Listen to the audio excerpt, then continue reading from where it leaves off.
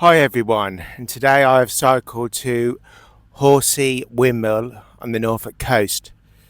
Just another quick update. So last week we had some really bad weather here on the east coast, and I was basically crashed my car. Um, Car might even be a write-off, I'm not sure yet, as you can see from the photos. Um, and I just want to talk about how when we are faced with um, life and danger, when we're about to have an accident or there's a threat to the nervous system, as there was in this case, I immediately, after the accident, felt nauseous, felt sick, was trembling, felt disoriented, like I wasn't present.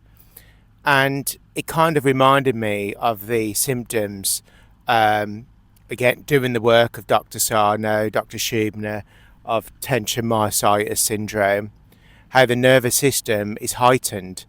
And many of you not might know this, but there's when we talk about the nervous system, we talk about the sympathetic nervous system and the parasympathetic nervous system.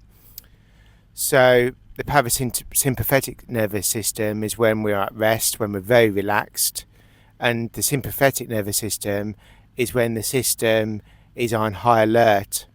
For instance, this explains why with the pelvic floor, for instance, if someone's in a life and death situation, so they've got a knife to their throat, for instance, sometimes people can, wee themselves and defecate, and that is a normal response to empty the bowels and the bladder when you're in a life and death situation, because it gives the human body an advantage.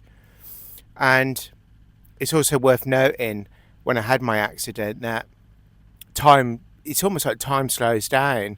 You see in every little thing, and it just reminds me of when my symptoms first came on, and I can understand why they become chronic, because if the system is in that state, then the symptoms are going to become chronic.